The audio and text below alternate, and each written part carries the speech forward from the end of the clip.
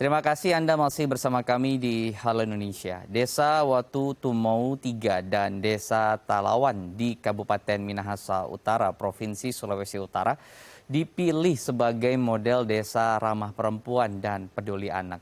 Pencanangan desa ini dilakukan agar masyarakat lebih memperhatikan persamaan antara hak perempuan dan anak dalam kehidupan sosial sehari-hari.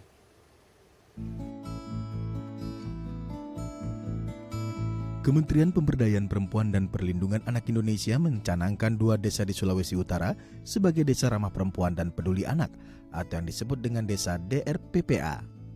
Desa yang dipilih dan berkomitmen untuk mewujudkan desa ramah perempuan dan anak tersebut adalah Desa Watu Tumau 3 dan Desa Talawan yang terletak di Kabupaten Minahasa Utara, Provinsi Sulawesi Utara.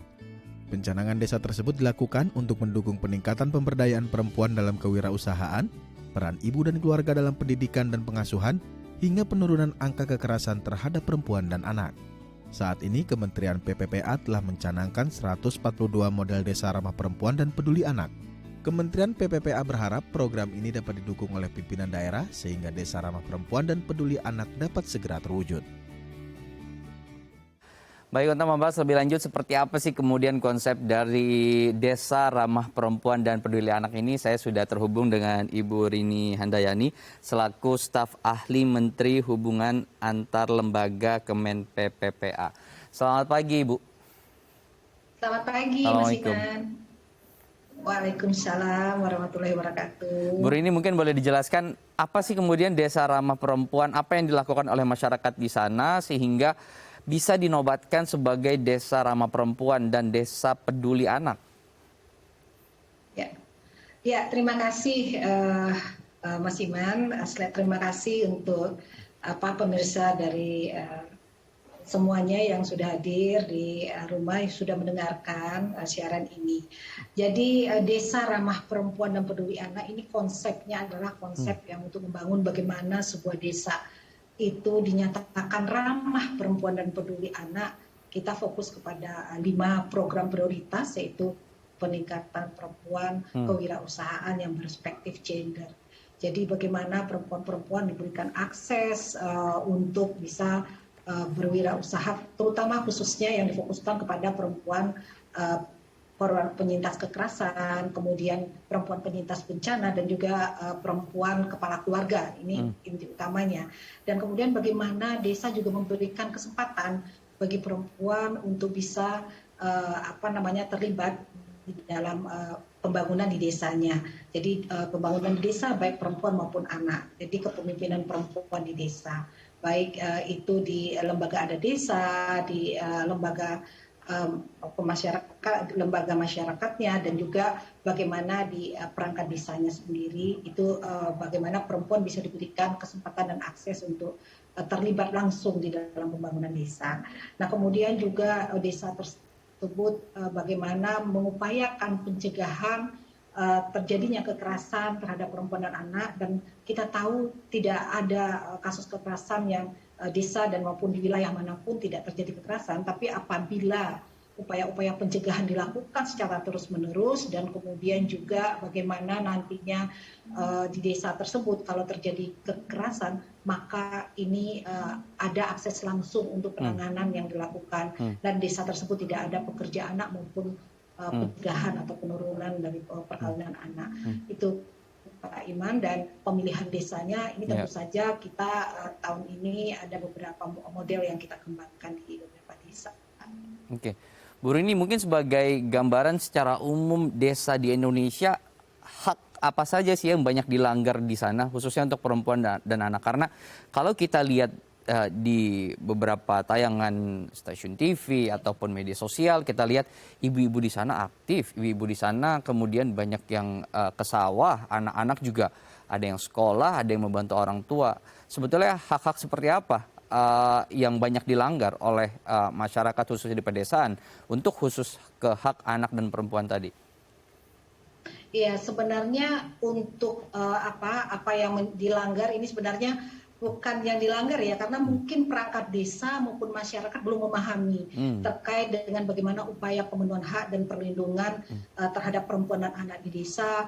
Nah, yang sering itu adalah perempuan tidak diberikan akses untuk kesempatan di dalam menyuarakan kebutuhan, aspirasi terhadap perempuan sendiri dalam pembangunan desa. Jadi keterlibatan perempuan itu sangat masih rendah di beberapa desa.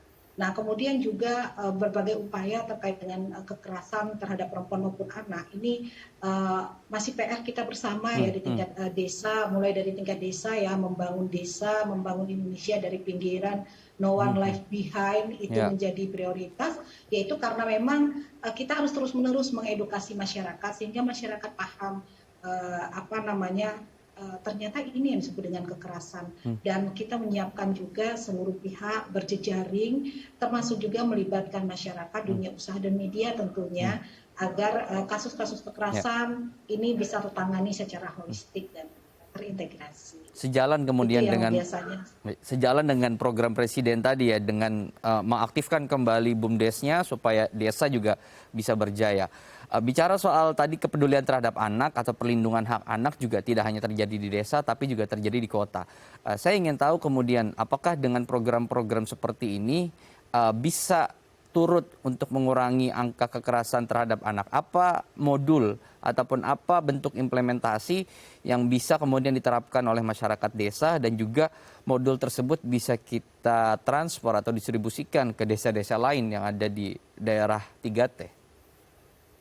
Ya, tentu saja untuk mengimplementasikan desa, kelurahan, ramah perempuan dan peduli anak ini banyak yang kita siapkan, dan ini sebenarnya bukan suatu hal kegiatan yang baru, tapi kita menggiatkan kembali, membuat masyarakat, membuat seluruh pihak lebih peduli. Karena desa ramah perempuan kita tahu jumlah perempuan saat ini jumlahnya saja itu seperti separuh dari populasi penduduk Indonesia, dan anak itu kan setengah dari populasi penduduk Indonesia. Jadi dalam menggarap desa, kelurahan ramah perempuan dan peduli anak ini, kami menyiapkan berbagai modul yang sudah disusun bersama kementerian lembaga terkait tentunya, karena ini berjejaring, sudah melakukan MOU dengan Kementerian Desa, Kementerian Dalam Negeri maupun dengan teman-teman NGO yang bergerak di bidang kewirausahaan dan juga bagaimana nantinya di kepemimpinan perempuan. Nah, modul yang kami siapkan sudah ada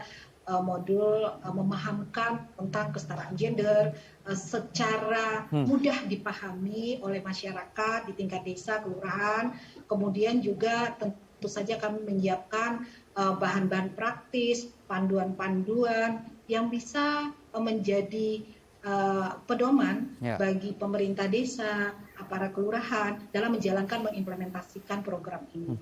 Dan juga tidak kalah pentingnya, kami juga sudah menyiapkan bersama dengan anak-anak tentunya melalui forum-forum anak untuk menyiapkan materi-materi yang juga gampang dan mudah untuk dilakukan oleh anak-anak, karena anak-anak juga harus terlibat di dalam membangun desanya agar desa dikatakan desa ramah perempuan dan peduli anak, karena khususnya desa peduli anak ini ya tentu saja anak-anak yang menyatakan desanya sudah peduli terhadap diri anak-anak sendiri. Baik, ditunggu juga modulnya di perkotaan ya Bu Rini ya, karena juga di perkotaan banyak perkampungan juga yang bisa mengimplementasikan program tersebut.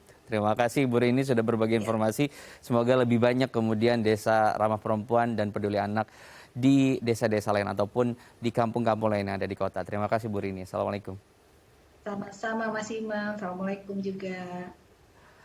Ya pemirsa, usai jeda kita akan menghadirkan beragam informasi menarik dan juga inspiratif lainnya. Tetap bersama kami di Hal Indonesia.